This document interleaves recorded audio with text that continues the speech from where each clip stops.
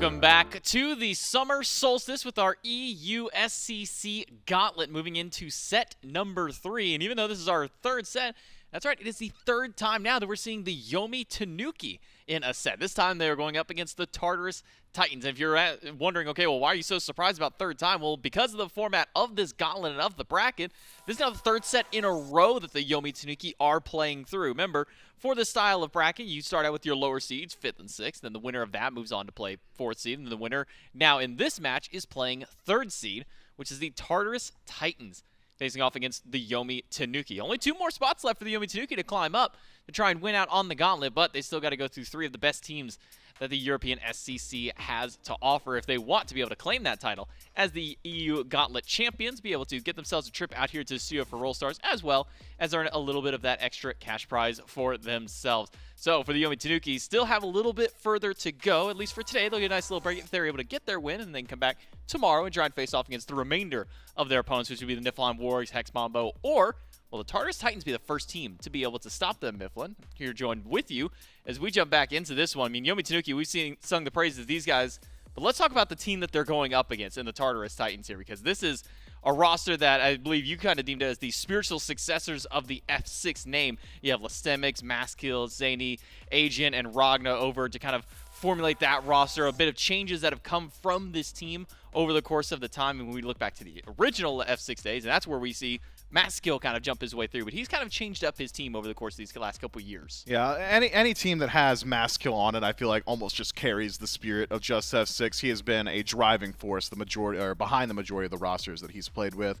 But now flanked by Zany and Agent, 2 players that I've seen a fair deal and have done very well at the SEC and SOC level. The only one that I am not overly familiar with is Ragna. That is a name that I'm not super familiar with. Maybe it's a name change. Maybe it's just one of the EU SEC guys that has been working on his come up. But otherwise, flanked by an incredibly talented roster that find themselves in the 3rd seed, which is very impressive considering how stacked of a region EU SEC is. So I've got high expectations of them. If there's anything I know about Maskill, at least just Maskill himself and the teams that he's been on in the past, it is that he likes to play hyper-aggressive early game driving style picks. Things like Susano, the Fenriers, the Circuits, the run it down, get in your face, get things started. Let's try and play through PvP and look to the PvP or PvE afterward. But the rest of his team still has to play around that style. And when I think of Zany in particular, I think of these slower style picks, things like what's on your screen right now, the Yanis. That tends to take a little bit while longer to scale up. So we'll see how this team, this amalgamation of different teams, starts to mesh together. And I also like to think of a couple of the players on this team, particularly Maskill and Lastemix, whenever I think of these two, as players that like to kind of not necessarily innovate their roles, but kind of change up the norm of what you see. When you think of Fenrir, what comes to mind? You think high ability burst damage, you're going to jump in there, go crazy, hit them with, a Brutalize and Unchain, and you're going to, maybe if you need a Ragnarok, to go for a chase and a kill after that. What does Lastemix do a couple of years back? He says, okay, well, I'm going to build auto-attack Fenrir. I'm going to get that, sure, I'm going to get that Jotuns, but then I'm going to go into things like Golden Blade. I'm going to get a Crusher out there for some extra attack speed. I'm going to auto-attack. I look over at Lastemix, and he's doing the same thing over the Soul lane. We see a Hercules. Where do we go? Big ability burst damage. What does he do? He says, what if we just pioneer the Golden Blade Hercules solo meta? And he does just that and performs it very well. And going against them, again, the Yomi Tanuki, you've seen them a couple of times today, and that's just because this has been a very strong team so far in the Gauntlet.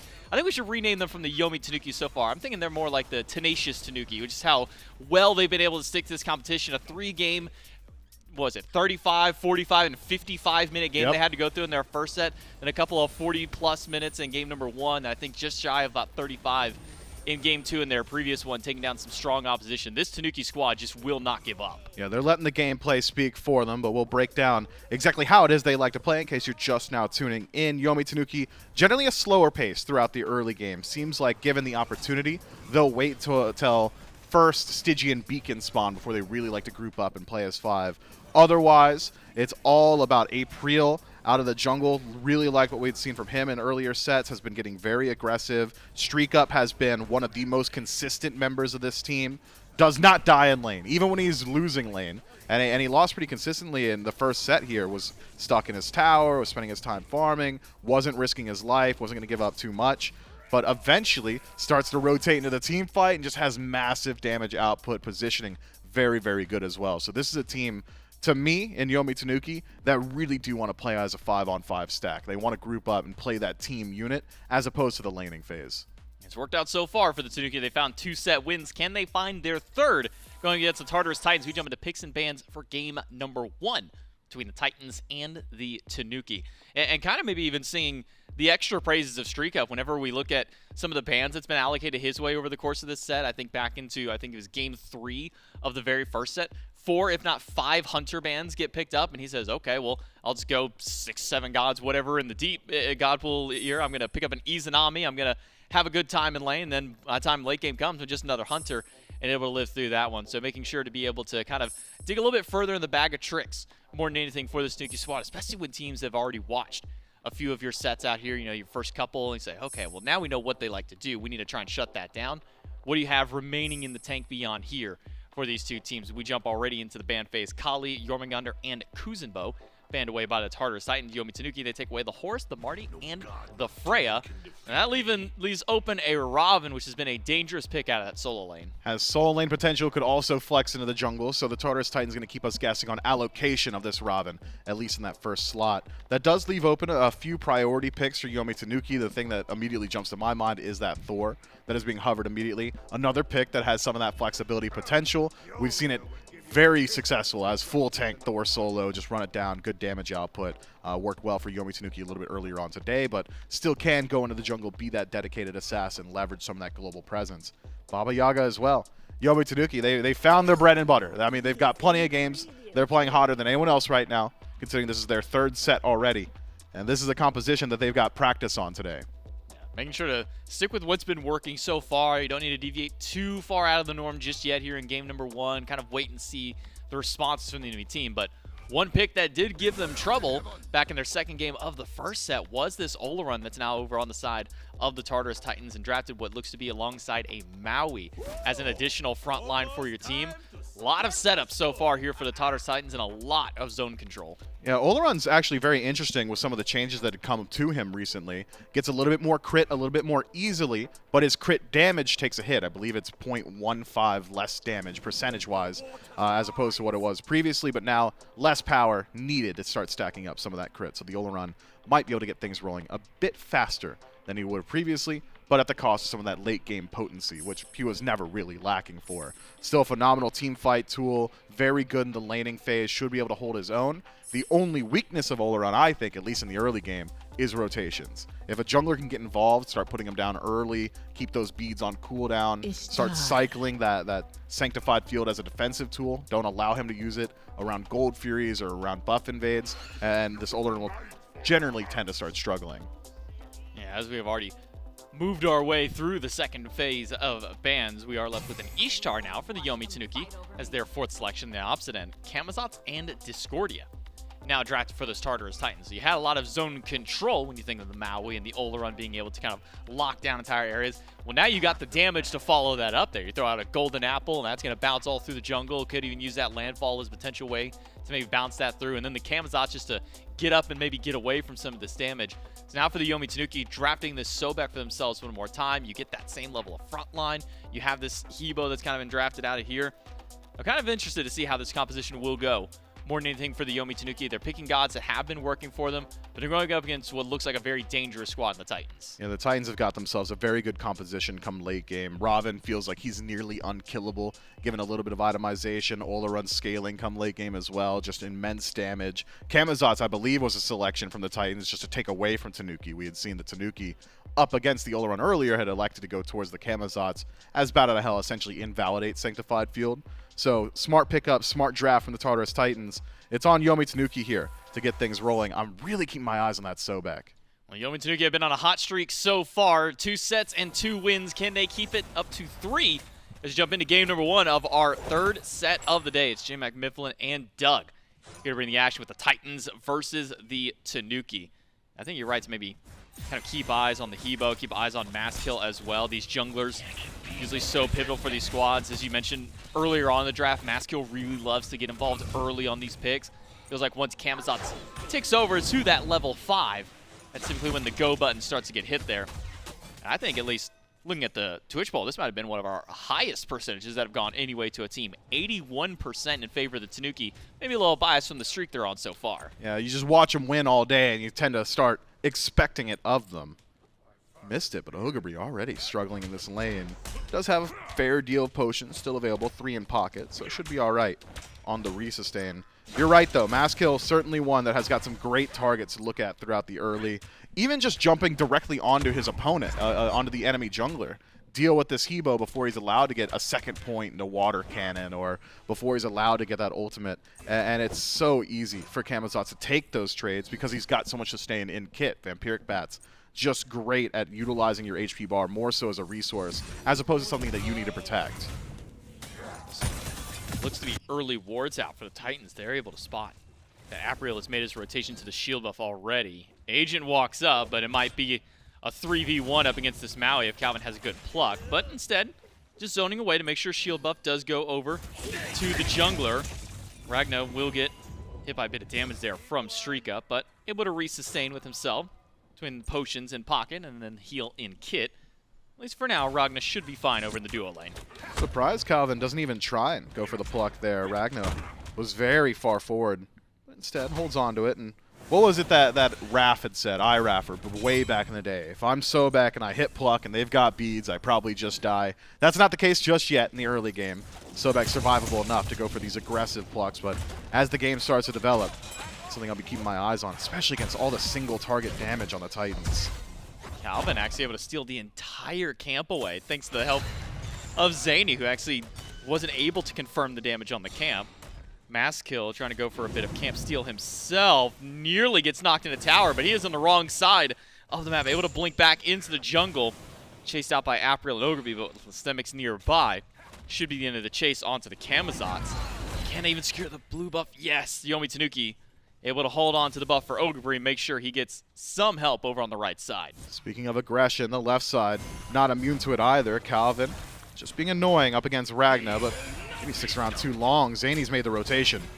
Not able to steal it, but able to get the pluck through. Golden Apple does connect. Calvin should go down to the damage. It'll be Ragnar who picks up first blood for the Tartarus Titans. Not ideal if you're Streak Up with your lane opponent getting that first blood bouncy. Especially considering it's an Ola run too. That is a rough start. Getting that itemization online faster just means that Ola run will be even more difficult to gank as time goes on. Doesn't quite have that Sanctified Fields yet, so maybe a rotation from Apriel could help out.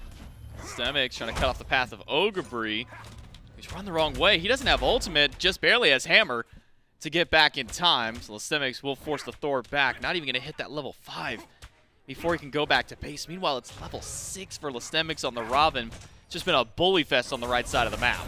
He's controlled the majority of that neutral farm on the right as well, as Calvin finds a pluck on a Ragnar, and it's Apriel on the rotation. Ragnar does have ultimate, drops it on a 3, but Apriel's going to go right through it all, but doesn't have the follow-up damage on a Ragnar this time. Sanctified Field good to bail himself out. And fortunate for him, Apriel had to use his biggest source of damage just to close the gap.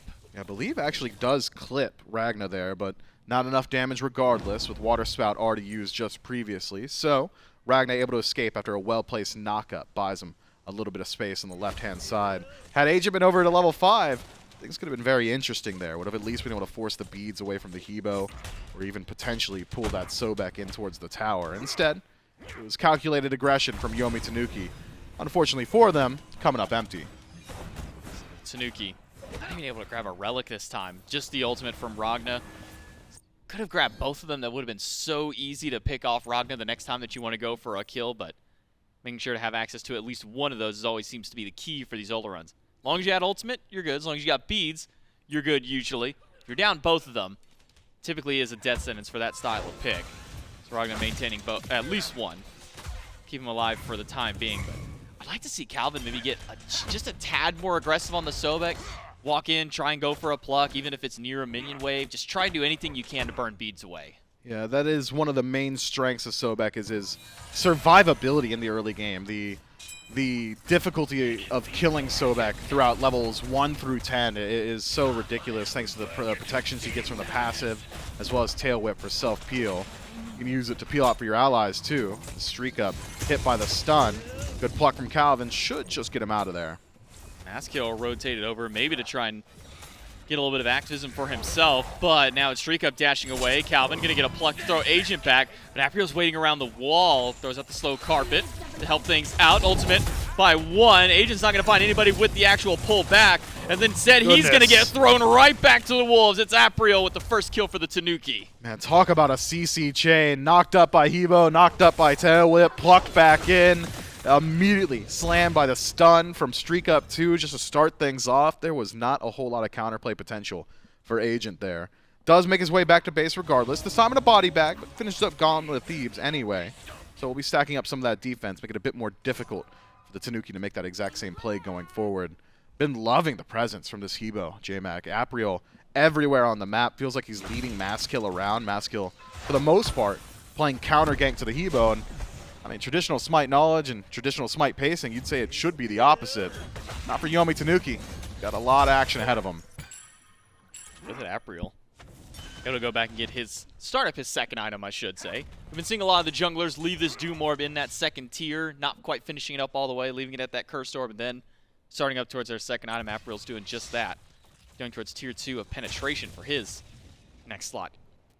Spirit Desolation seems to have kind of become the norm more than anything, but maybe given the sustain on the opposite side, do you think maybe a Divine Ruin would be something you could slot in for Apriel here? Man, Divine Ruin is not easy to apply for Hebo. Speaking of lack of ease, Calvin gonna need some help to get out of here. There's the cripple. Golden Apple damage is good, but should be it. Bat out of hell, not strong enough. Masskill doesn't want to block the path of Calvin. That's an easy pluck target, especially with Bat out of hell down. So the Tartarus Titans unfortunately have to let one slip through. So support Calvin will live. Gauntlet of Thieves online to start giving him some of that extra HP and those protections to stack up. It allows the Tanuki support to get able to get out of dodge this time through. But you're right to say Apriel's been so active on this Hebo so early on in the game. Typically we almost wait until second or third full item finish up before they really start to get moving across the map, but Apriel's been doing it ever since he got that ultimate. Yeah, he's been active in the PvP, but also simultaneously maintaining the farm advantage at that. Masskill lagging a bit behind in experience, maybe about a half level now in favor of the Hebo. So a scaling god ahead in the early tends to bode well for the team that he's on. That's not to say that the Tartarus Titans haven't got similar levels of scaling. Ragna has gone unchecked for the last few minutes here. Not too many rotations towards him, and the few attempted rotations caught in the jungle. This Olerun's going to become an issue. Someone needs to address him sooner rather than later, and getting over to him before level 12, I think, is paramount. You don't want him having access to both beads and Aegis. Unfortunate for Ogre, he has not been able to do much on the right side. He's needed a little bit of bailout from his team just to be able to survive over on the right-hand side. Especially with how awesome Lystemix has been right at this tier 1 tower line, how much poke he's been able to get throughout the early game of this, against this Thor. There's going to be that moment where we kind of wonder maybe if attention gets thrown over to this Robin. Not a win, but an if more than anything throughout the early mid-game, because we've seen some teams where they just ignored Robins in the past and say, okay, well, how do we deal with this super tanky, unkillable god? Well, we just completely leave him alone. He doesn't do any damage to us. We can't kill him, so we're just going to kind of let him roam free. And we've seen other teams where they put so much focus into it. And so far, at least here in Game 1, we've seen a lot of the former of that. Not much mind paid over to Lystemix. Yeah, I mean, Lystemix is very tanky and very survivable, just in kit, not even taking into account itemization. But if Yomi Tanuki do decide to rotate towards them, it likely would be either Apriel or Picarino. With Glad Shield in first slot, you're at least not worried about him double dipping on defense, like we'd see from the standard warrior assassin jungle style play. So if there were to be an opportunity to gank solo, I'd say it'd be soon. Ogre thought the wall and hammer just to get away from Lystemix more than anything else. It has been so much harassment by Lystemix up against this Thor. So much poke damage that's gone his way too, where Ogre's had to either go back to base to resustain and teleport back in, or has had to use so many abilities just defensively. I can't even think the last time I saw a hammer used for wave clear. It seems it's just been used to get away from Lystemix. Yeah, I've been stuck in that tower. Ogre really struggling in this matchup, and it's a matchup that is not favorable for Thor. Thor more so involved in the rotations and his ability to get involved in that mid 3v3 or leverage that global presence, or in the late game just be a dedicated diver and CC machine. So him losing out in the laning phase, one, we've seen it earlier on today. I mean, Yomi Tanuki's been running this god pretty consistently, and we know can fall behind. Not immune to some of those early games, but will certainly make it up once he's allowed to join the team fight with the rest of his team. And so far, generally maintaining parity, at least so far as experience is concerned. I'd argue Ogre doing a pretty good job. Holding out 2 full items each, Glad Shield and the Manticore Spikes, finishing opposite ends. Listemics goes for the Glad Shield first before even going towards Manticore. Meanwhile, Ogre just went for the Mana Sustain, probably expecting that he was going to lose. Maybe either a buff or just out on some of that general XP up against Listemics, but they'll both finish those ones up, so plenty of tankiness now afforded to both of them. And a lot of attention towards Streak Up. 3 people on the side of the map. A pull in, a beads the block, and then a dash as well. Will go in with the ultimate. Tries to find the sun, but misses out on there. But an ultimate from Agent's trying to block the path. Maskill nearly taken down in there. He's going to have to escape, but a pluck back from Calvin. Agent knocked up into the sky. The tail whip is there. Apriel will chase him out. One more in hand from Apriel will do it, but Picorino grabbed one himself. It's also Maskill who's gone down, and now Ragnar with no ultimate, nowhere to go. Apriel will crash right through, and it's a double for the Hebo. Look, Streak Up didn't get any of the kills, but Streak Up did it all. The damage output from him on that immediate rotation from the Tartarus Titans was just ridiculous. Maskill could not match output. There was not enough CC behind him, and even in blocking the dash, I thought, okay, GG. Ishtar is dead. There's no way he's surviving this, having just dashed into an enemy god. He dashed for damage. He wanted it. I mean, it looked so good there, and the rotation from Apriel afterward, and Picorino as well, just well placed. And it's Yomi Tanuki off the back of one clean team fight that just punished them so heavily. Gold Fury grabbed themselves a Stygian Beacon too. That's a massive windfall of good luck for Yomi Tanuki. Now with that 1,700 gold lead, 12.5 minutes, able to get the first beacon of the game as well. The Yomi Tanuki looking crisp here in game number 1 up against the Tartarus Titans. A small blunder earlier on in the game, but one they've been able to alleviate since then. Only Calvin with a death in his column so far for the Tanuki. 3 kills for Apriel on this Hebo. It's not fun when your late game already has 3 kills in the early game. Especially with Spear of Desolation online. All those cooldown resets on those already short cooldowns of the Hebo. Not fun to fight with in the early game. Stacking up his gold quickly too. Likely Rada to Hootie in that next slot, further boosting his kill secure potential. Additional damage against low HP targets. Valuable when everybody's low HP if you stand near Hebo. The god of 4 ultimates for a reason. And so, Yomi Tanuki finds their jungler, like the massive target on his back. The Tartarus Titans have got decent answers. Come late game, once they're allowed to group up as 5, I imagine it'll just become Listemics' job to follow Apriel throughout the jungle, make sure he isn't allowed to walk into the enemy backline, or make sure he isn't allowed to be involved in these objectives. And Robin, having as much survivability as he does, should be able to fill that job well. Silence, Maskill, able to get up into the sky in time. Asian trying to cut off the path that only blocks Apriel for a moment. Nearly taken out by Divine Ruin Bounce. Has just enough HP. Agent buys him just enough space for Maskill to be able to sneak his way out of that fight. But now for Zany, how far can he go? Ultimate Aegis away. Apriel gets the knockup, and the hands right after will be good enough for a kill under the tier 1 tower, with the hook connecting onto the wrong target there. Yomi Tanuki pick up not just the kill in mid, but a tier 1 on left. Man, Apriel's damage is just too high. That was a well-placed Aegis from Zany, immuning that crushing wave, but the damage afterward just high enough that Apriel can grab his kill and walk himself out. Well-placed peel at that. Picorino blocking that pull from Maui, secures the escape path. Maskill, you walked up to 3 again, and you just used your ultimate. You just used your beads not even 50 seconds ago. And this time he does go down. 6 kills for the Yomi Tanuki on a hot streak so far in game number 1. Ragnar losing out on his tower, can't even walk into his jungle. It's being stripped cleanly by the Yomi Tanuki. Chest camp, purple buff. If green buff were up, you bet that would have been down. The Yomi Tanuki starting off real strong in this game. Man, look at that 6-level difference. It's jungle versus support, but it's 6 levels regardless. Now 5, as Agent has ticked to 11, but a level 11 Maui does not pose much threat, and Yomi Tanuki will go ahead and pull the Pyromancer. Only thing that could do anything is perhaps an ultimate from Agent, but that's not even available. And so, Yomi Tanuki take their second neutral objective with 0 fight back from the Titans. Agent charging up the hook. Calvin level 11 now on this. Sobek has that Pridwin. He's got that extra safety net. say if he does dash in, typically your next answer is, okay, well, I didn't get my pluck. I'm going to go ahead and ultimate. Now he's got the ult, plus he's got some of that extra shielding as well. Try and bail Calvin out. I'm ready for these solo laners to start getting involved. I'm ready to see what Lastemics can do in these team fights, try and help his team out, because right now, they really do need some assistance. You were talking about 4, 5, 6 levels maybe between jungle and support. Let's just talk about the 4 levels between the junglers. Maskill's only level 13 compared to the 17 of April. Yeah, Apriel does not have a single poor matchup on map right now. I don't think there's anyone that poses more threat to him than he does them. And so they expect to see a whole lot of what you're looking at now. Apriel just running through the enemy jungle, throwing damage at whoever he sees. Will use beads to get away. A dive in by Lastemics, trying to get active in the fight. But he's used everything already to get to Apriel, and Apriel is able to walk himself out. Calvin gets his shield after the ultimate, so he'll be just fine. Able to walk away from the Fury. Lastemics does a whole lot of damage and a whole lot of zoning in this fight. You wouldn't believe that Lastemics was just in a fight because he's still sitting full HP.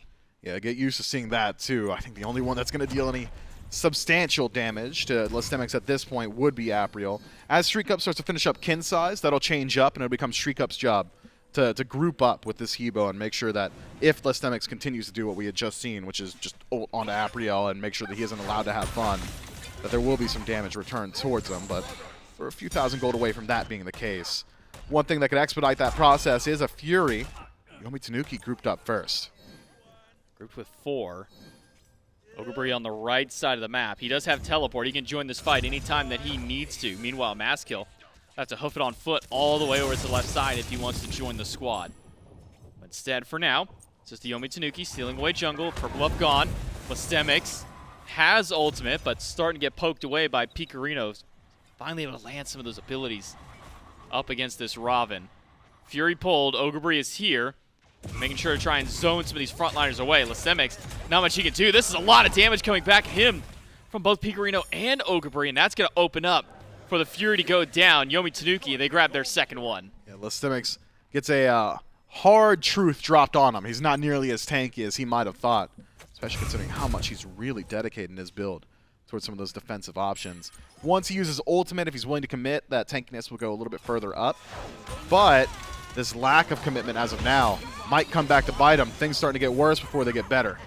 Calvin. Whoa. Just gets out in time. Shield was there. Might have just been enough to keep him alive if need be. Zany tries to walk forward and stop this back. Agent just off the mark. Good body block from Picarino, able to keep his support from getting pulled back and stopped to base. Picarino goes up on the ultimate, throws out a couple of the bolts. One towards Agent, one towards Lastemics, but now the funneling damage is back on the Maui again. Stunned from the Hunter, and Ogrebury gets the final shot there. The Yomi Tanuki now up 7-1. And a tier 1 tower is not even safe. It's knocked down by the carry, and the wall from Ogrebury might be the one saving grace Lastemics has. All the while, Stygian Beacon also taken by Yomi Tanuki, and it seems they are not content just yet. Ogrebury up to the air and dunks into the back line. Goes up against Zany and Ragna. Not going to get any relics from them this time through. Lastemics yanked back in and Streak Up with the damage. Sanctified Field thrown down, but Ogrebury does not care about it. He'll beads and immediately jump himself back in. Big strife and a combo from the Discordia. Not enough. Calvin yanked back in, and that's death. The second one now for the Tartarus Titans, but both of their kills only onto the support. Poor Calvin tries to use his pluck to get away, accidentally hits a minion and is pulled in for his trouble, but at the end of the day, we'll call it a support for solo trade. If we're being generous, that's what it was, and I think Calvin happy to take it. Agent swings away. Not only that, support for solo, you got the Fury, you got 2 towers from that. Pyromancer. And a Pyromancer. Yeah, I think Calvin's fine with that kind of a trade out. And another tower. Man, that's a valuable support death right there. Calvin is nuts, J-Mac. He's making it all happen from the grayscale. And now back on the map? Who knows what he's going to do? When I die on my teams, everybody else on my team just dies. And Calvin dies, his team flourishes. I need to start learning from this man. Yeah, I mean, so only few can be so blessed as Calvin to be surrounded by as many talented players as he is. Yomi Tanuki on an absolute tear right now, have got all the advantages that you could hope for. 7,000, it's called 8,000 gold. Relics in a pretty decent spot as of now. The only one struggling is Ogrebury, and Ogrebury's pretty tanky and doesn't really seem like he's struggling anymore. even without his relics. And so, do you wait for Gold Fury? Do you group up and knock down a tower? Or do you move in towards the Fire Giant immediately? I think grouping for tower might just be one of the better plays available to Yomi Tanuki. Pressure out, left side tier 2, force a defensive rotation from the Titans. Things should start to line up for you, especially considering how strong the siege is for Yomi Tanuki. Anyone steps out of line, a pluck from Calvin into infinite CC chain of the rest of the Tanuki would result in a death for anybody, Listemics included, so long as he hasn't ulted already. And so, I'd be hard-pressed to find a play right now for Yomi Tanuki that is incorrect, barring doing nothing. That's the only thing you can't do. If you're farming, you're doing it right. Yeah, never fun, though, for Ogre having to use ultimate, even in the 2v1 situation between Agent and Listemics, but decent bit of CDR into his fire. kit.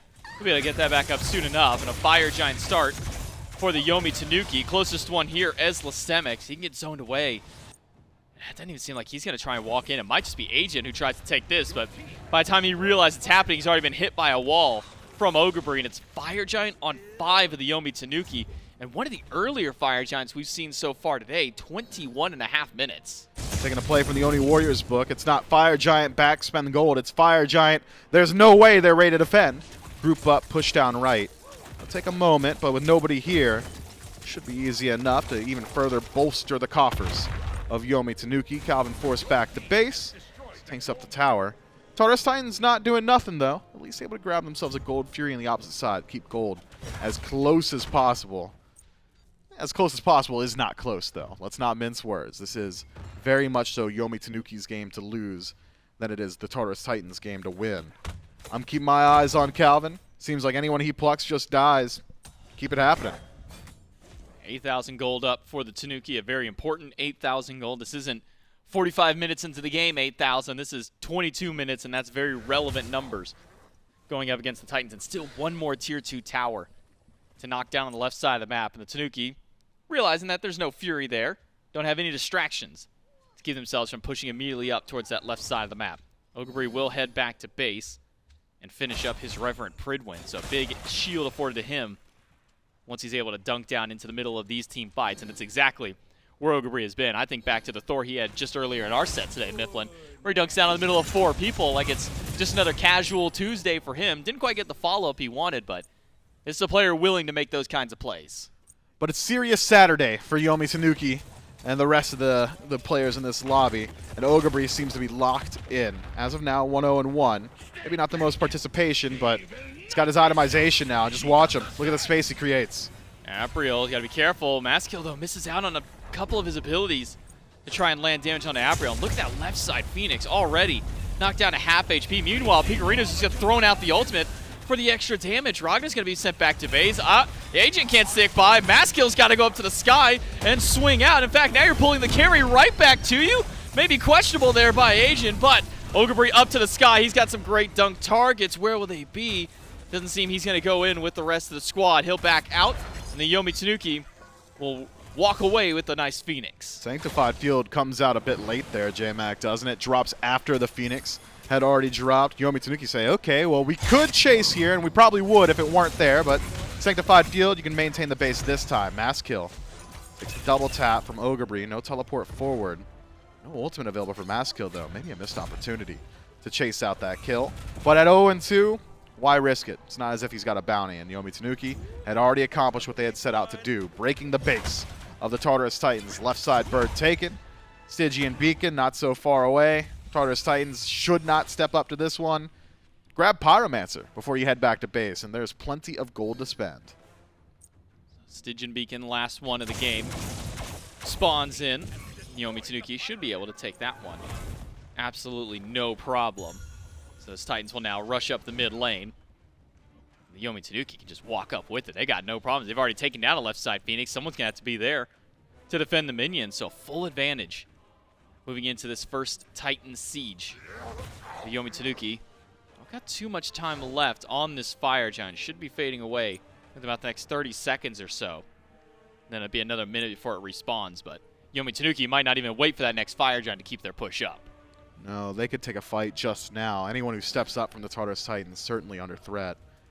What do the Tartarus Titans do in this position? I think realizing that you can't take a team fight cleanly, you have to sit in your base play around your Phoenix or play around your Titan, try and defend there.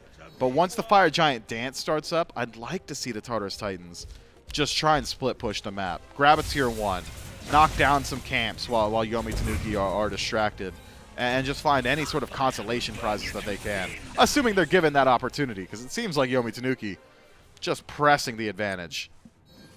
Titan will just walk up through the lane for the Tartarus Titans, but it'll be knocked down fairly quickly by the Tanuki. They'll have a full HP Titan to siege alongside them. Can even split the map if they so choose, but they might just let the Titan do all the work and instead head back towards Fire Giant. Not much longer until that objective spawns back up on the map. The Tanuki are split on their decision. First they were thinking, let this Titan do its own thing, maybe we do fire. Now instead might be just going for the fight though. Calvin missed the pluck on a Lestem, makes the wall. Does get broken by the Titan, so a path for the Tanuki to walk in. Masskill eating some hefty poke from Picarino. But the Yomi Tanuki realizing that they can't push in much farther with the Fire Giant up in just a couple of seconds. I say that. Titan, or I should say Fire Giant spawns right back in. Yomi Tanuki are on the scene already. Man, I wonder what the world looks like if that pluck connects. It is less Stemix, and he did have ultimate, and he is very tanky. Maybe would have made his way out of there, but on the retreat, perhaps someone else from the Tartarus Titans would die trying to peel. Yomi Tanuki might be pushing with their Titan immediately afterward. I like the idea. Fake Fire Giant, group up to defend your Titan, but unfortunately, goes unrewarded this time. Blink dash from Calvin, just slightly off the mark, and the Tartarus Titans, well, they don't gain anything for it, except for maintaining that mid-Phoenix in their lives. Yomi Tanuki still get it back up to the Fire Giant. That's a luxury afforded to the team that had played so aggressively and so well up until this point.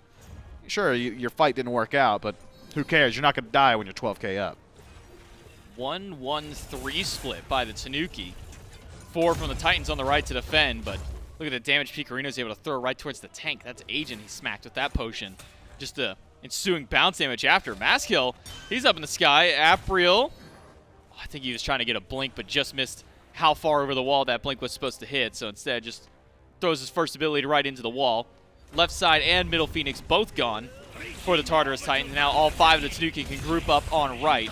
Ogre might not even need to go to the sky to start this fight out. Him and Apriel are just going for the wraparound to the right side of the bird.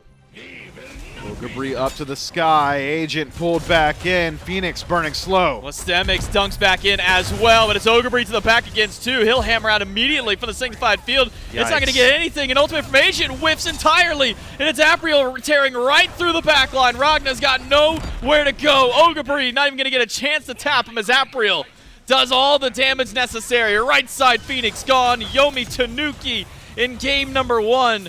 Barring a flub here, Masskill gets thrown back a bit late on the beat.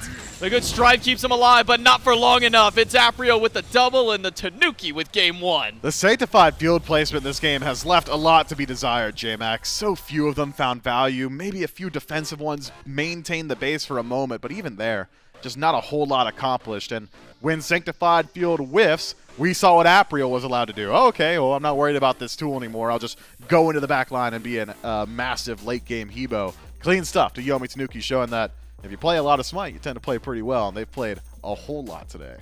Yomi Tanuki have given over a couple of big picks in this matchup. I'm thinking, the Rob and the Yolaron. These are picks that you typically don't want to fight against, but Yomi Tanuki clearly have an answer for this one. The late Sanctified Fields in these last couple of fights really seem to have been a bit of the harsh step there for the Tartarus Titans. We'll see if the Yomi Tanuki can keep up their streak in game number 2, though, right after this break.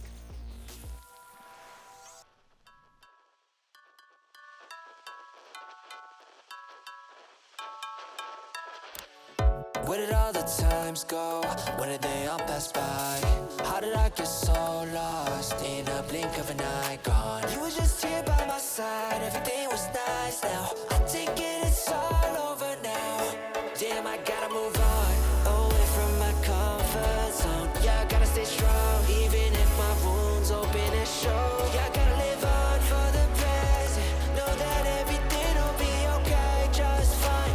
Everything will be alright, right? No, I can't take this pill, not any longer. Yeah, I'm just acting tough, I'm nowhere strong enough. When I see a smile, that's just some torture. Every time I think about you, girl, the pain is absolute. The pain is absolute. The pain is absolute. The pain is absolute. The pain is absolute. The pain is absolute. The pain is absolute.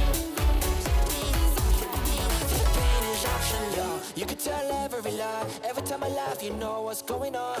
You can see through me like glass, but you don't need to ask, cause I'ma say nothing is wrong. Smile on my face, but dead in my core. We were in deep, now we're back at the shore. Stay together without a doubt. We knew each other both inside and out. I wonder every day how it became like this. Now wishing in life there was a redo switch. Used to read me like a cheat sheet on a low week. Make me feel weak on my knees when we split. Down, we were going for the long term. How did that go? Let I'm getting burned. How do we quit? How to admit? But sadly that'd be the end of the script. And damn, I gotta move on, away from my comfort zone. Yeah, I gotta stay strong, even if my wounds open and show. Yeah, I gotta live on for the present. Know that everything'll be okay, just fine. Everything'll be alright, right? I can't take this pill, not any longer.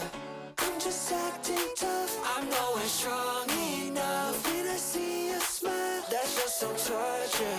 Every time I think about you, girl, the pain is absolute. The pain is absolute. The pain is absolute. The pain is absolute.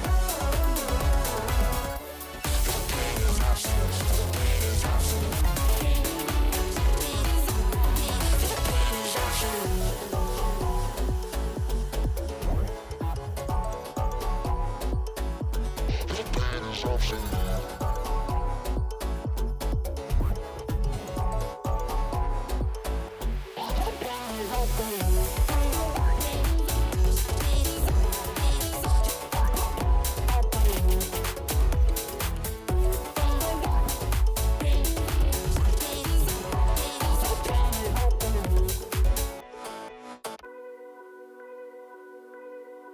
I shouldn't want you, I shouldn't need you, but I'm afraid that's not up to me. Cause when I hear you sing through my speakers, it's like my mind takes a hold of me. I've tried shutting you off for some time now, but I'm still hearing your voice in my head. Oh, I wish I was more than you fear now, and that your voice came from here in my bed.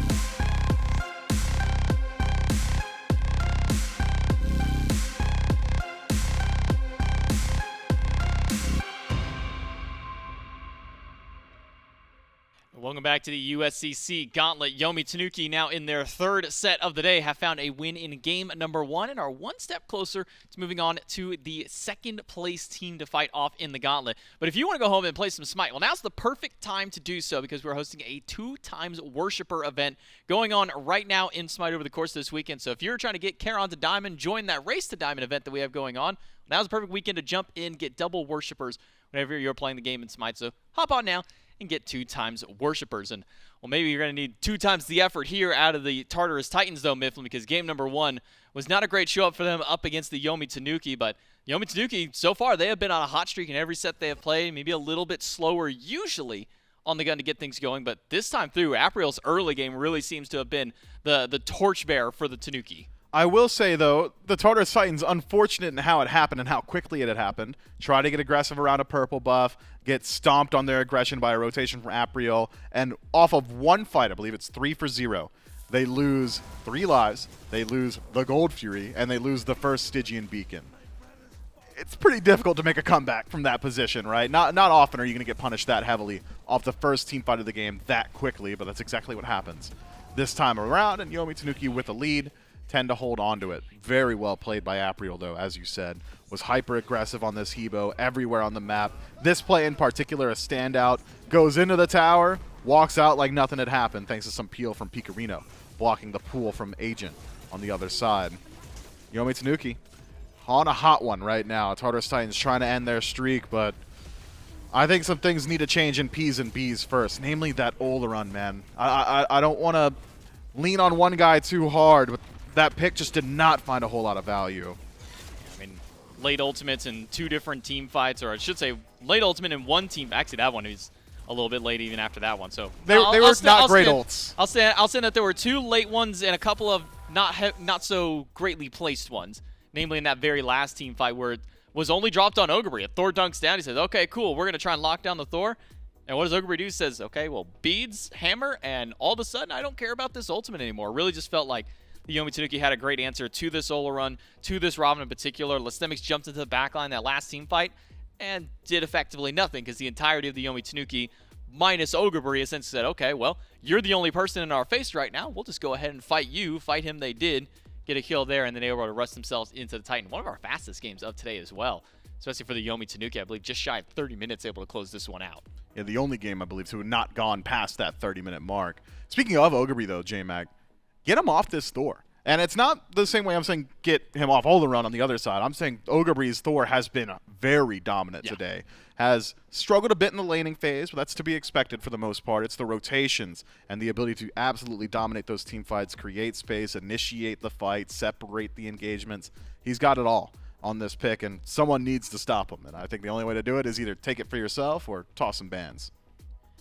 Yeah, definitely need to pay a little bit more mind over to Ogre in the solo lane because he's been doing really well on this Thor pick all day so far. And someone's got to stop in game number 2 if you want to be able to stop the Yomi Tanukis. This is a hot streak for these guys so far. Of their 6 games that they have played, 5 of them have been victories. Remember, a 3-game set in the first set of the day, 2-game in the last one up against Soul Scarabs, and now game number 1 up against the Tartarus Titans has looked really strong for the Yomi Tanuki, and are now just 1 game away from moving on to fighting off against the Niflheim Wargs a little bit later on, if they can find it here, or can the Tartarus Titans slow them down and take this to game number 3? It's got to start out in the picks and bans for game number 2. Tartarus Titans have got to find an answer to this Yomi Tanuki.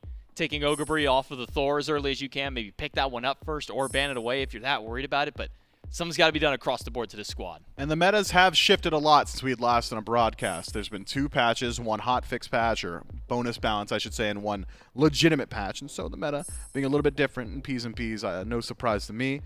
I am surprised to see how much priority has been on Kali in particular. All day today, Kali has been either perma-banned or perma-picked. 100% pick ban rate, 100% win rate, I believe, as well. So I suppose a pick that you need to keep your eyes on, but does leave a lot available to Yomi Tanuki that had fit them very well. Another pick that had a very high ban rate was this Freya. Generally, it was Kali and Freya together. Makes her way through. The Tartarus Titans take it for themselves. I'm excited to see what it can do. Yeah. There have been always these rumblings, right, in ranked. Freya's the absolute best. And sometimes they're right, sometimes they're wrong. Often they're wrong. Freya tends to struggle in competitive Smite because, well, Valkyrie's Discretion is a great survivability tool. Once it's gone, she doesn't really have a whole lot left. Yeah, we've been hearing rumblings of, her being kind of the queen of the dual lane right now. We saw a little bit of what I believe Cyclone played in the last set of Masters up against the Oni Warriors. I think he's able to find a win in that game whenever he was piloting that one, but that's about all that we've seen from the Freya so far. But as you say, we're now 2 patches further down, a bonus, and then the 10.7 with Charon. Now we'll have to truly see what this Freya is capable of in the Tartarus Titans' hands. Couple that with the double assassin, though, Bakasura and Raven drafted up for the Tartarus Titans. So not a whole lot of peel options for the Freya just yet, aside from her own form of peel. The 1 banish and the self-banish for herself with that ultimate. Yeah, we're looking at what is potentially an incredibly CC light team. Pretty much guaranteed that one of the bottom 2 picks is just going to be a mage. Mage is not exactly known for their CC output. A few of them have got some, but not an initiator, not a dedicated person to start up your fight, and so you're going to have to make it up somewhere else. Ganesh has got some of it. The remove obstacles, single target CC, great. The silence, great as well. Dharmic Pillar is one of the best, if not the best ability in the game, in my opinion. But not enough on his own to be the sole source of dedicated CC. Hard CC, anyway. You've got now the Banish from Freya. That's okay. Single target for the most part. You can hit multiple people, but good luck. You've got a Slow from Bakasura, Slow and Cripple. You've got a Slow and a Root from Raven. The Root's single target legitimately. And you've got Ganesh. That's like it. Some more slows. Buy a Wing Blade on Yomi Tanuki, and you're literally ignoring 70% of the CC on the Titans. Yeah, not to also mention, the slow from AMC with his ability, and then also a slow/cripple with his ultimate. So, yeah, I think you're right. Wingblade does sound like a pretty good pickup here for the Yomi Tanuki, but this AMC, I mean, there are very few players still kind of going with this one, especially with at the inception of Marty. Whenever he came out, we like to call him the upgraded AMC just because of how much damage he's able to better do. AMC, yeah. And he is just the better AMC, but now we'll have to see what OG AMC can do up against the Yomi Tanuki, because you look at their pickups here, the Kuzenbo, Baba Yaga, Thor again. Oh no, Ogre got it another time. I'm already a little scared for the Tartarus Titans. But then you get a Jingwei and a Kamizatsu there. down into the bottom 2. We'll see if the Tartarus Titans can stop the streak, take it to game number 3, or are the Yomi Tanuki going to run away with yet another set and move on to day number 2 of the EUSCC Gauntlet? We'll have to see if the Titans can stop them here in game number 2. It's J-Mac, Mifflin, and Doug one more time to see if the Titans can stop the streak of the Tanuki, find that win, but then they got to do it again in game number 3. And so far, we've only seen one team be able to take a single game from the Yomi Tanuki. This is a much closer poll than last game. Chat's all over the place. This is an 80% in game number 1. And even with as dominant of a win as the Tanuki had, it's only down to 60. Attempted steal at the purple, not enough there. Instead, now, falling damage maybe back over to Agent. Slow comes through. Agent's trying to run as fast as he can. That bounce But is the awesome. bounce goes through, slips right past Agent, hits Ragna, but everybody will be fine. Everybody lives through, but did cost a couple of relics to get through there. Yeah, I'm keeping my eyes on this duo lane. I'm really excited to see what Freya's capable of accomplishing. That first item, not exactly going to be the highest impact. I wonder if it's the lifesteal build as well. I've seen some Bancrofts Freya's running amok in some of these ranked queues. Has so much sustain, has so much ability to stick around in the lane, and one of the best boxers at level 3. Hasn't got there just yet. Will make his way back in towards that tower. Ragna struggling to find his footing in the lane already, but with so many potions in pocket, should be able to resustain with a little bit of time. Something we didn't get an opportunity to talk about is the direct lane matchup. Now, I'm not talking about ADC versus ADC. I'm talking support versus ADC. Calvin on this Kuzenbo could make it miserable to be an auto attacker, especially one that only has damage from auto attacks. So Freya, not exactly one of her favorite matchups. Not just that one. Let's see if Calvin can maybe steal away this camp. No, you're going against the Bakasura. Good luck. Not often that you're able to out-secure that. At least it's a support. We've seen some, it'll do some damage there. Calvin fighting in the middle of 2, but now with Ragna joining. One more hit would do it, but no, and then straight goes to body block. The last pulse shot there by Ragna, not quite enough damage onto Calvin. Great peel and a great body block by Streak Up. And we'll even throw the Bastions a nice little hint there as well. Keeps themselves alive and no bloodshed just yet. That knockup from Jingwei was nearly a turnaround kill. If the trajectory of Bakasura's pathing there was 15 degrees to the right, I mean, he's in the tower and just dead. So lucky for him, decides to peel off of Calvin a little bit earlier. Maintains his own life and takes the small win of controlling that neutral farm on the left-hand side. And that was a much-needed bailout for the duo lane of the Tartarus Titans. Calvin and Streak Up were starting to run away with that aggression. Now Ragna allowed to fully resustain himself and ticking over to level 3 should have enough damage to be a threat. It's a little bit of a ring around the jungle here. Good lord. Mass kill. Gets jumped on by Apriel. A lot of damage for this Camazotz. And now with Ogre there. Ooh. Whoa, just a shy tie, maybe a frame or two off the mark from being able to grab Mass kill and a kill for the Tanuki. Mass kill just able to get out. Yeah, that was narrow margins. Ogre takes a moment too long to line up that wall. And even if the wall doesn't connect, had it been placed slightly differently, perhaps Apriel could have continued to chase himself. Instead, Mass kill makes himself scarce, gets out of that situation. Losing out on that blink, though, significant considering how close we are to the level 5 power spike. Mass kill would love to use Regurgitate before those first backs can be channeled on Yomi Tanuki. Maybe he can catch out Streak Up before he ticks to 5, or Calvin before he heads back to base and becomes tanky. But losing out on that blink kind of narrows those margins. It becomes much more difficult to find those opportunities. Now will be 90 seconds before we can see Maskill try and get that aggressive blink path back in. You never want to have to use the leap to get in, because then you got nothing for the retreat immediately afterwards. So Maskill safe for now. We'll have to see how it can go for the remainder of the game. Also, just talking about matchups and things that are really annoying. Man, it just feels like AMC is not going to have a fun time against the Kuzenbo either. Bakasura is going to hate the He's gonna Kuzenbo. hate Freya's going to hate the Kuzenbo. I'm thinking mostly just because of the Shell Spike reset, the cooldown resets that you get on your first and third. You throw Honey down, he's just going to get infinite reset time on there. You're going to probably see 2 or 3 Kappas running around at that point. And he's dashing constantly. He's got plenty of damage to reflect. If you're a dedicated auto attacker, having the Watery Grave to disrupt your auto attack is going to be very, very annoying. Mass kill on Bakasura has CC immunity and kit, but it's very short CC immunity, so an immediate Watery Grave in response to Regurgitate going to be massively disruptive as the game goes on. J-Mac, I'm going to admit to some ignorance here, or maybe I'll be saved by Picarino as he gets aggressive immediately into the home sweet home. Don't imagine there's any pressure that he could continue. Picarino, I suppose, just happy to throw out some damage. Apriel, though, does have the pressure. Just needs to connect some of that damage. Well, mass kill. Okay. Gotta be careful there. For a moment, he did the old back to taunt kind of nonsense, and I was like, all right, well, you're not out of the woods just yet. You got to be able to get out of the fight first. Does do so. Back to the safety of the Tier 2 tower. So far, the Yomi Tanuki unable to find a kill, but have definitely been aggressive to try and find these picks and also try and bail themselves out, as seen earlier on over in the duel lane when Calvin nearly fell, but Streak up able to bail him out. But for the pacing of this game, Tartarus Titans, they're the ones who find themselves with at least a small gold lead, about 500-600 gold up for the team so far. But as this game continues to scale, Myth, as we start pushing towards mid, late game, more towards the team fight phase, is that a phase of the game that works out really well for the Titans, or do the Yomi Tanuki have just a better composition as this game goes on? It's interesting in that the Tartarus Titans have got very strong individual picks for late game. Do you want a late game AMC on your team? Yeah. Late game Freya? Absolutely. Bakasura? Sure. Robin? Yes. Do I want all those together?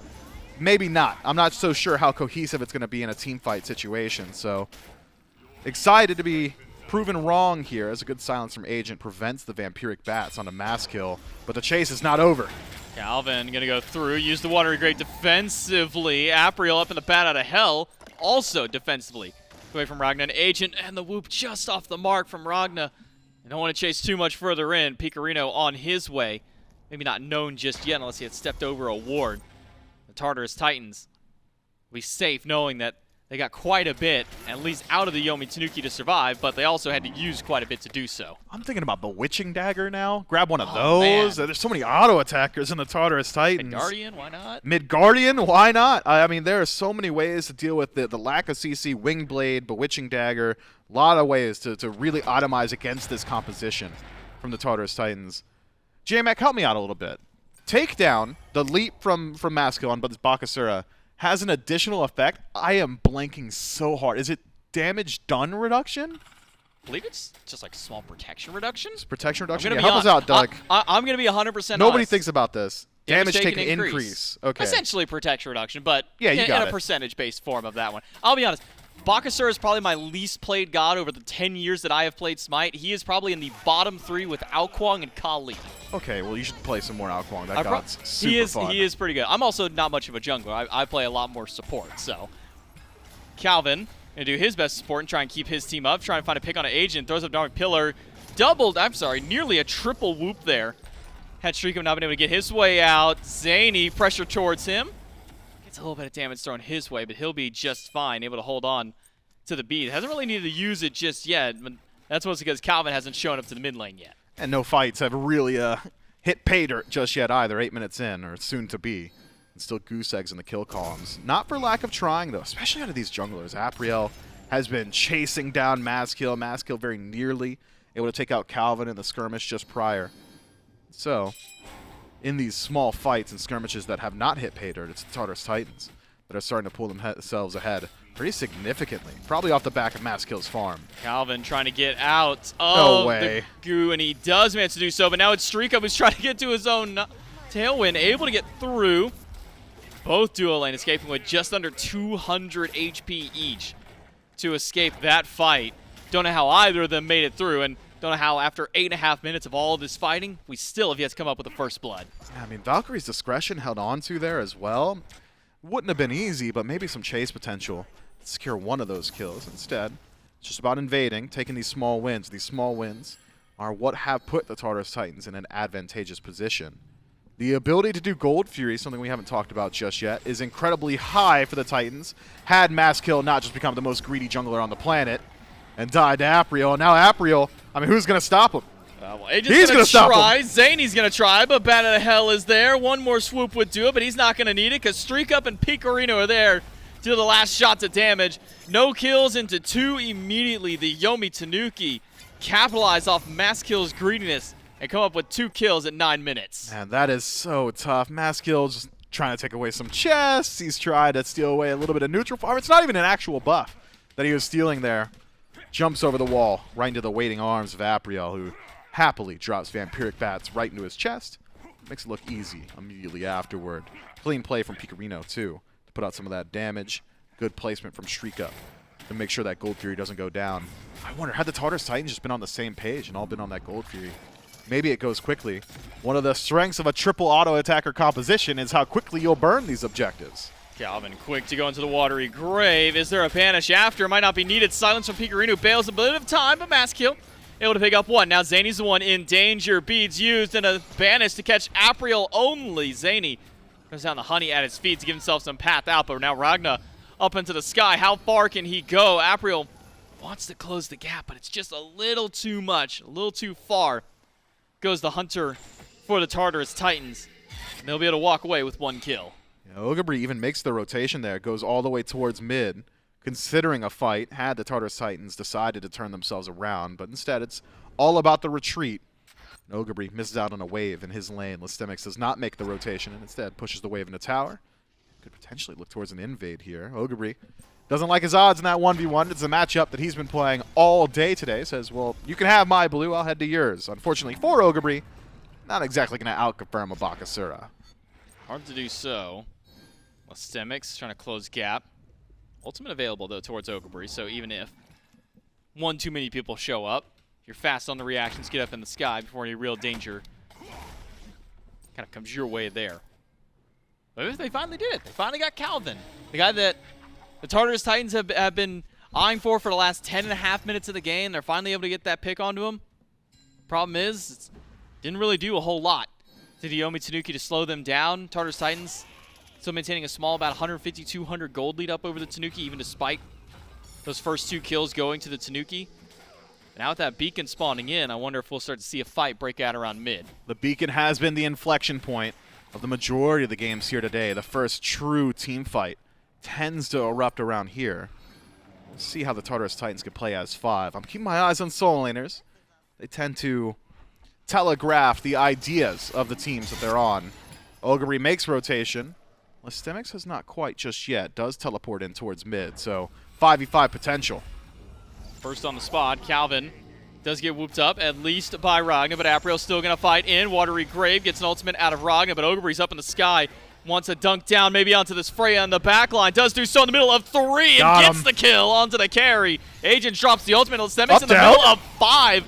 Has the overhead kick to get away, but Calvin's going to shove him right back into the rest of the team. Now Masskill trying to get things going for his team. Get some good damage through, but Listemics falls down, and Masskill trying to jump his way back over the tower. Good wall. No hammer. Double tap. It misses entirely, just whiffs to the side. But the Yomi Tanuki, they get 2 and a beacon right around the corner. Look, Ogabri's got 7 hours combined gameplay time on Thor today. He's bound to miss one. So I'm not going to hold it against him, especially considering how well placed that ultimate was just prior.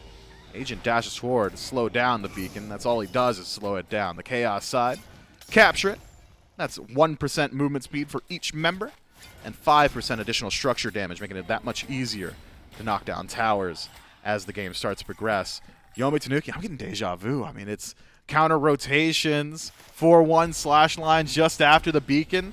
This is exactly where we were in game 1, but the gold lead's a little bit less. Not quite the 4,000 or 5,000 at this point that we were seeing in the previous game instead. Well, sitting about 1K for the Yomi Tanuki. No Pyro, no Gold Fury just yet. Pyro's just about to spawn in. This will be the first opportunity for any team to even try and go for it. I'm surprised we haven't seen the Tartarus Titans. I mean, with a composition like this, you say earlier, Gold Fury would be so easy for them to do any one of these objectives, really. But we'll burn them. Unfortunately for the Titans, they haven't really been given that opportunity. Every time they step into the jungle, they're met by Calvin. Pretty much Calvin is the one who seems to really be stopping the momentum of the Titans. Yeah, I'm really excited to see Calvin's build develop. I need to see a Bewitching Dagger. I need to 100%. see it. There are just so many auto attackers on the Tartarus Titans that it would be immensely valuable. Ones that could pick it up, Ogabri certainly could, Calvin certainly can. Otherwise, I don't think anyone else really wants to dedicate an item slot to it. So we'll see when it's picked up. Pridwin, a pretty important tool. That's CDR. Going to be very valuable to Calvin, but CDR maybe not the most necessary, considering he could just go stand in Honey and get his abilities back immediately. Speaking of Gold Furies, we had set the Tartarus Titans potential to burn. Yomi Tanuki potential to pull here and do, but a reset from Shriek Up. So he's got more eyes on Wave. Keep my eyes on these Soul Laners. They're not really making the rotation. Listemics just confirming a red buff for himself. Neither side willing to take that team fight just yet. What I have noticed, though, is the immediate response to Bakasura ult every single time. Jingwei ultimate, Watery Grave, Home Sweet Home, all of these abilities just make it impossible to be a Bakasura. Pyromancer started by the Titans, but a fight by the Tanuki. Masskill's almost out of it already. Just get the jump away, but Apriel will blink in, and a dunk by Ogabri. Not even necessary. Apriel's got all the damage he needs. Ogabri there to block off the path. There's nowhere for Zany to go on the EMC. He's fast, but he's not fast enough. Apriel, double kill now for the Camazotz. And continuing the push under the tier 1 tower. Go ahead and knock the structure down. The Yomi Tanuki get 2 kills plus tower. We'll see where they go afterward. Pyromancer and Goldfree both viable options for Yomi Tanuki, as they're generally pretty healthy. Meet up with Shriek Up on the left-hand side, and Gold Fury will be the target. They've already controlled the Oracle, so Tartarus Titans, if they want to check on this, they're going to have to do it the old-fashioned way, a face check. And, well, if Freya loses her ultimate or even makes contact, could just lose her life as well. Dharmic Pillars, well placed. Maybe a steal away. Agent and Ragna team up to take that. But now with the Stemmix joining the party, it could be a turn back around to the Yomi Tanuki. Apriel has no mana left to get in this fight. He's rooted out by Lestemmix. Is there any bailout for the Camazotz? Masskill's trying to get in, but he's taking so much damage. Masskill goes down as a trade out of the junglers, and now Ragna's going to lose out on his life. Surrounded by 3 and eliminated by Picorino. The Yomi Tanuki come up 2-1, even losing the Fury. Shout to Ragna. That is a very brave Gold Fury steal. The walk-up double auto attack Gold Fury steal, very cool. Probably shouldn't have happened. Yomi Tanuki wanted to reset, didn't realize that it had been pulled by the Tartarus Titans. And then the fight afterward, clean from Yomi Tanuki. Able to knock out Masskill, which I didn't even see what had hit him, J-Mac. I mean, he was there and then he wasn't. Tries to jump over a wall, I believe, but maybe places it a bit wrong and loses his life for the trouble. Streak Up starting to stack up his damage very quickly. 3-level disparity between the ADCs here. Freya at 13 to the 16 of Jingwei. You lose out on the Gold Fury, but you maintain your lead pretty solidly at around that 2,700 mark. Might as well, I think, go ahead and group up and try it again. But this time on the Pyromancer, and this time with a little bit more concern towards secure. Yomi Tanuki. Not go for the high-road just yet. Apriel. Thought for a moment he would try, but maybe not quite enough damage to soul that one out just yet on his own. Would like some backup. Oh, it's a 4-stack of the Titans over towards mid. Ragna. A little late to being able to get there. Instead, he'll just wait for his camp to respawn and try and get any farm possible in the jungle, because that seems to be the only safe space on the map for the Titans right now is their own jungle, and I might not even classify that fully as safe at this point with how active the Yomi Tanuki have been across the board, with how much Calvin has been rotating on this Kuzenbo. Really feels like this one singular pick has been the biggest thorn in the Titans' side. And we haven't even seen the Bewitching Dagger yet, have we? Hold up, let me look down. Nope, still not there. Not yet. It's coming. I guarantee it's coming. It has to. I mean, that's like assembling the Exodia, right? You've got a triple auto attacker composition. You've got a Kuzenbo on your team. It would just be perfect. It's got to happen eventually. We'll see. Yomi Tanuki, though, very happy with their composition and how well it plays into the Tartarus Titans. Should be confident in their ability to take a team fight soon. And considering Ogabri is just teleporting forward on cooldown, I think that speaks volumes to their confidence. Apriel against Lestemmix. Lestemmix unfazed by any damage, and well, until at least Picorino hits him there with one of the wildfire shots after. Asian has to dash away. He doesn't want to take the poke from this mid laner. He's only level 12 to the level 17. If his level 17 is getting hit that hard with how tanky he is, Agent doesn't want to imagine what Picorino is able to do in response. Unfortunately, though, Mifflin, I just peeked down. We're not going to see a Bewitching, at least out of Calvin. Oh, man. Season set upgraded his Pridwin. That Pridwin's so good. It is such a good Pridwin. Now, a fight over the beacon. Already halfway for the Tanuki. Agent, not sure how long he wants to stand in that area with 3 standing around. He'll slow it down as long as possible. Zany's trying to get as much damage as he can, but Ogre's returning it right back at him. And with Apriel standing in mid, the Tartarus Titans are just getting surrounded. There Calvin shoves Agent up against the wall. Agent can't go anywhere. He's being knocked around by the Watery Grave, and an auto from Streak Up. Ragna in the sky. Not much he can do. Zany's already beats and Aegis and a bat out of hell to chase down Ragna. Takes down 1. Zany hit by the bats. That's 2 for Apriel, but Masskill able to turn that one around. Get 1 for the squad because they've already lost 3 in response. Can they do any more here on Yomi Tanuki? Pressure in towards tier 2. You've got the minion wave, but healthy targets in Maskill and Listimics should dissuade them from keeping up that aggression. Instead, with Gold Fury spawning, that's a clear target for you. No risk of Pyromancy on the side with desynced neutral objectives. There's not really much the Tartarus Titans can do now. A speed buff invade, sure, a moral win for Maskill, being able to take away a buff from his enemy jungler, but doesn't quite match up to a Primal Fury. Yomi Tanuki just play the fight so well. I wonder what goes through Agent's mind there. He buys a lot of time around that Stygian beacon, but does not accomplish a whole lot, and by the time Streak Up had rotated through, I mean, Agent wasn't there for much longer afterward. The damage output from this Jingwei, absolutely ridiculous with that Dominance and Executioner already finished up, and it's going to get worse soon as Kin Size is on the horizon. Tanky targets at the Tartarus Titans. That might just be an oxymoron now, considering all the shred available to Tanuki. I was wondering why it felt like Zany wasn't doing a whole lot of damage on this AMC, and also at one point on the Tier 1, why this AMC was moving so fast. Well, it's because it's a Wing Blade in second slot. We were talking about getting a Wing Blade for the Yomi Tanuki. Instead, their mid laner says, you know, maybe I should pick that one up instead for the Tartarus Titans. There's a lot of slows for Tanuki as well. A lot of slows, but did help him survive for a little while longer under that Tier 1. But unfortunately, when you go with a no damage item in second slot on AMC, it really feels like it hinders your damage output. Yeah, it has done. But with Brawler's Bead Stick and now Warrior's Bane, a little bit of penetration starting to build up. Seems like a more ability-focused build here from Zany. And that's not taking into account all the defense shred that Stinger's got too. So ability to deal with tanks, maybe one of the strengths now of the Tartarus Titans. Maybe just deal with Picarino, who's dropped low quickly. Dharmic Pillar's also used, but Picarino's out. He's taking the Stinger all the way back to tower. Apriel in the middle of 3. He'll dive in once the fight against Maskill nearly gets that bat hit off the jump landing from Maskill, but Yomi Tanuki hold on in the mid lane. Picarino able to go back to base. And the Tanuki able to regroup themselves. That's a 4-stack by the Titans over towards mid and right. Maybe could be trying to get set up for either pick to the right side, wait for that Pyromancer, but so far it's a whole lot of waiting around while Ogbury has just been free farming on the right side. Man, I had to check Maskill's build there. I thought for a second he was critting, considering how much damage he had done to Picarino, but it's because I'm so used to seeing Baba Yaga with defense stacked up, with a Prophetic or something like that. Instead, it's Charon's coin into an HP build, which means Maskill essentially doing true damage twice. True damage with normal auto attacks and with Butcher Blades. So, given opportunities, could make quick work of Picarino. Without ultimate, that's an opportunity. Ogbury just going to keep farming up in right, trying to hit that level 20 mark. Continue his build up. Hasn't upgraded his Pridwin just yet. Still holding on to it and wondering if maybe he's the one who will try and pick up that Bewitching Dad that we've been asking for. So someone please. For this entire game, we'll have to see what he ends up going in that last item slot while the Yomi Tanuki head towards the Pyromancer.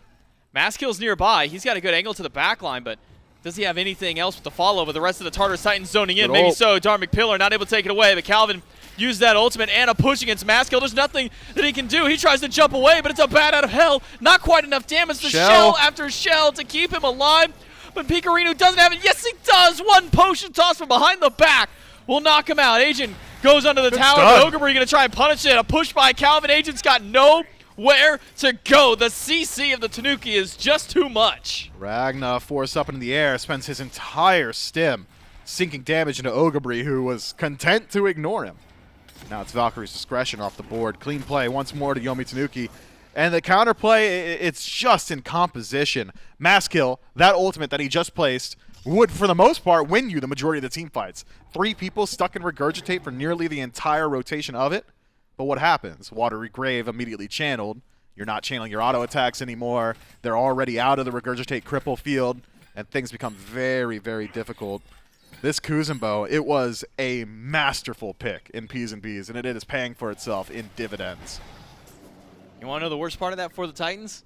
What's up? That was in the top 2. Yeah, that's tough. For the Yomi Tanuki. They chose this. Okay. A very early pick for the Yomi Tanuki, and it's paid off well for Calvin. Yomi Tanuki now up 6,000 gold and climbing. Primal Fury about to go down. A pick on a Picarino would be great, but unfortunately they're not able to grab him nor the Primal Fury. Tartarus Titans now instead are going to have to go on the run. Agent throws down his ultimate, but that's not going to do anything for him. Streak Up weaves in one final auto attack to knock down the support, while Maskill takes out a Tier 1 in mid. Will continue pushing up with a minion wave for a moment.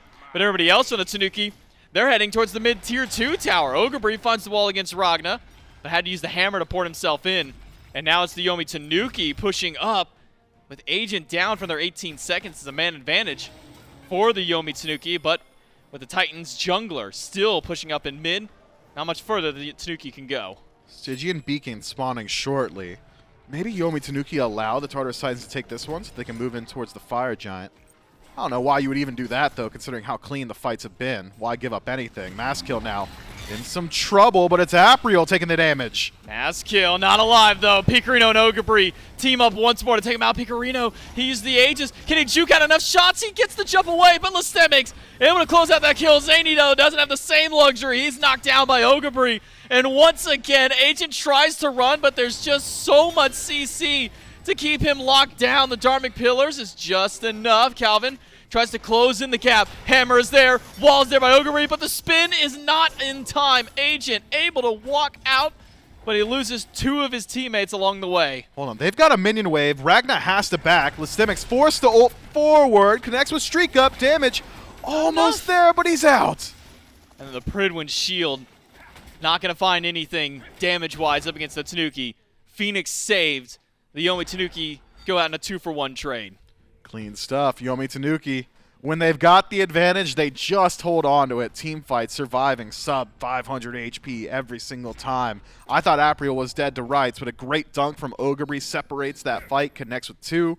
The walls, at least hitting 1, sometimes hitting 2 or 3 targets as well. Those stuns, well placed.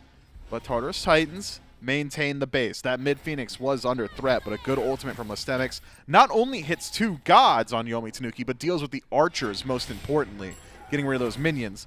No Fire Giant, no EFG, backdoor protections would have come into play. And so, it's a reset to neutral for Yomi Tanuki, if you could even call this neutral. It's a neutral objective. Fire Giant down a half. Listemics blinks in, but he's hit by a whole lot of CC on his way in and already shoved out. Picarino going to dump some damage in. Ogre up to the sky. Dunks to cut off the path of mass kill. Listemics is still alive to all of this as Pridwin's keeping him up, but it's just not enough defense, not enough HP, and not enough shielding available to the Raven. Something I never thought I would say. But the Yomi Tanuki make quick work of the Raven. It's a Fire Giant on all 5. Man, this Raven might just need buffs. Maybe more HP shields for him. No, maybe a little bit more survivable. Let's give him the warrior class again. You know, make him a little bit more survivable. Tough stuff for Listemics, who's doing so much for his team right now. Just has not been able to have the damage follow up behind him. 0-3, 0-4, 0-3 for your mid and duo lane there. A combined 0-10. Going to be difficult to make things happen when your backline is struggling that much. Maskill at least able to do a bit of damage to the Titan before they meet, or before they're able to leverage it towards a siege. But has he done too much? Use the ultimate. Apriel wants to chase, gets the jump, and a jump from Maskill bails him out. Titan stands with, what, maybe 200 HP, 1 tower shot will knock that thing down. Hey, look, it's more than 0. That is true. It might get 1 swing if given an opportunity. Yomi Tanuki won't even give it a tower to swing at, though. Might just let this one go down to the Phoenix after, because it's tier 2. Chopped away here by Streak Up, the Yomi Tanuki. Now potentially on final push. Calvin finds one up against Listemics. Quick overhead kick. Gets him out, but he dives in against 3 again. And Apriel's still in the back line, just keeping them out. And Listemics, the first one down in the fight. Agent already at half health. And the Phoenix didn't even get smacked before. Now it's just being knocked down by Streak Up and the Tanuki. Man, this play from Listemics would be so much better if his backline had damage, because he's buying time. I mean, it was only about 4 seconds there, but there was individual members of Yomi Tanuki in the backline of the Tartarus Titans doing the exact same thing. Ogre makes the same play. Apriel makes the same play. Difference being that the backline of Yomi Tanuki is slamming, and the Tartarus Titans not exactly in that same position. We're at 4-ring Bumba Spear build on the Freya. It's nearly at critical mass, but the damage has just not been inspiring. Calvin picked up. He'll pop his shell spikes and will immediately start throwing Nene Kappas right back through. He's the only one low on the Tanuki. Don't let his health bar fool anybody. He'll walk up, take down the bird with a runic bomb as Ogre Just Silence. delays more than anything. Silence will catch the hammer out, and now an ultimate from Maskell. That's not going to do anything, because once again, it's a dive by April. Finds the bat, one more in hand, a kill for Picorino, and one for Ogrebree. Zany is on the run, but there's too much chase, too much lockdown. The Beads and Aegis will buy him a second lease on life, but now with the Titan under siege, the Tanuki 5 strong at the pit. It's only 2 of the Titans to defend, and can they even do that with a minion wave on the way? The Yomi Tanuki, they want to keep this one going, but Lystemix might have just hand-delivered them an opportunity. Ogrebree sets off a wall to block off Lystemix's escape path, and under the Phoenix he'll go, and to the grave right after. Streak up with one more kill. Zany back in the fountain again. The Yomi Tanuki inside the throne room will take game number 2 and continue their streak on to day number 2. Man, Yomi Tanuki making an absolute run through the Gauntlet, have had to play every single level. This is one of the bottom seeds of the EU-SCC, and they are on a tear. They've earned this break. They get 1 day to reset before we jump back into it again tomorrow, but I don't know. They might just make it through, man. They are playing some of the best Smite they've played all year. I mean, this is the quote-unquote number 6 seed coming up into this event. They've taken down their number 5. Now they're taking down the Solar Scarabs, and now with this set, the Tartarus Titans, 3 straight sets in a row with still 2 more to go. The Yomi Tanuki, someone's got to find an answer for them. I think right now, at least for me, the answer is getting Ogrebree off this Thor. As much as I love seeing good Thor play, you probably don't want to be up against a Thor, especially with one as good as Ogrebree has been playing today. You know, Ogrebree's Thor has been a consistent throughout the entirety of today. I would argue that this most recent match, almost entirely draft diff. I just do not see how the composition from the Tartarus Titans could have beaten the Yomi Tanuki. They just had perfect answers, it felt like, to just about everything the Tartarus Titans could throw at you. You want to go for an auto attacker point blank, Watery Grave. You want to, throw some abilities at Kuzenbo, good luck, man. He's going to have his CDR reset immediately thanks to the honey. There's just so much there. Thor's just ability to get into that back line. Apriel, bat out of hell to pull away these resources. Streak Up being one of the safest hunters in the game. Even if you wanted to facilitate that Freya, good luck shutting down a Jingwei. Great stuff there from Yomi Tanuki, who come away head and shoulders above the Tartarus Titans here. Tough stuff, man. 1 set and eliminated. My heart goes out to the Titans, but something about this run from Yomi Tanuki, it's just so exciting to watch. I mean, we talk about the ability for gods like Freya to self-banish himself from a fight. You can avoid damage, deal some out. But it really feels like with the comp that the Yomi Tanuki had drafted, it felt like they had nearly 4 self-banishes in a sense. Ogrebree can go up to the sky, stay out of damage. Apriel can go up into the sky and then deal damage back at the same time. Jingwei can go up, just sit there, wait for the perfect opportunity to jump back in. And even though Picorino doesn't technically leave the battlefield, jumping into that home sweet home, HP getting that shield, Yep. just feels like he's unkillable at that point. 6-1 and 14, 33,000 damage on this Baba Yaga. Maybe that's another key component to knock out there. This Baba Yaga's been pretty good for pretty much every mid laner so far. Every mid laner in the world. It's not an EU-SEC exclusive. Not it's anymore, not an it isn't. SEC exclusive. It isn't anymore. You know, they brought it to Worlds last year, and everyone took notice. Baba Yaga, real good. Thor, real good. You're welcome, top 2 seeds. I've done your homework for you. Go ahead and ban those out. Kuzenbo also pretty good from what we've seen, but maybe it's also dependent to the composition. That's draft. Yeah. It worked out pretty well for them. Let's take a look, though, at the bracket, because we've been singing the praise of the Yomi Tanuki, and we want to see so far the journey that they have made. The entire left side of the screen is just Yomi Tanuki so far. 2-1 over the Bolts to start the day, 2-0 over the Scarabs in set number 2, and now a 2-0 against the Tartarus Titans. The Yomi Tanuki are 2 sets away from the prize and being able to come out here for Roll Stars towards the later end of August. I believe August 17th, if I'm not mistaken, is the land for that one, but I'd have to double-check my stuff on there. You can go to SmiteProLeague.com, check out the blog post that has everything there for everything. Smite Pro League and SCC-related stuff there. So make sure you go to check out the website, and also keep your eyes peeled in tomorrow. We kick things off again at 11 a.m. The Yomi Tanuki up against the Niflheim Wargs. I'm going to talk about those rosters before we get an opportunity to that. Davey, Preds, Hawk, Worst Turtle, Panvich that they got to go up against next. This might just be their toughest opponent yet. Has to be. I mean, every opponent should be the toughest opponent yet, right? We're going up the seeding. Right. First, they take out the 5th seed, then the 4th, then the 3rd. Now we're starting to work through 2nd and 1st seed in the Wargs and Hex Mambo. The Wargs will not roll over. There's a squad of very vocal players that have made it to just about every single SCC land within the last couple of years. Davey, Preds, Hawk, Worst Turtle, and Panvich, as you said. Very notable players, and I don't think they're going to, well, if they do lose, maybe I'm rooting against them a little bit. I love a streak, but if they do, it'll be a good match regardless. Yeah, I think really no matter who wins out in these next couple of ones here, this is definitely probably the teams to be expecting as they move into the SEC phase later on into the year. This is a powerful squad the Yomi Tanuki have put together for themselves. Now, 3 sets through with our Gauntlet. Will they be able to keep up their streak? Well, you're going to have to tune in tomorrow at 11 a.m. Eastern to see if they can keep that one up. 2 more best of 3s to go for the EUSCC Gauntlet. But that's all that we've got for you guys today. On behalf of myself, Mifflin, all the other casters, and everyone behind the scenes, thanks for watching. We'll see you tomorrow at 11.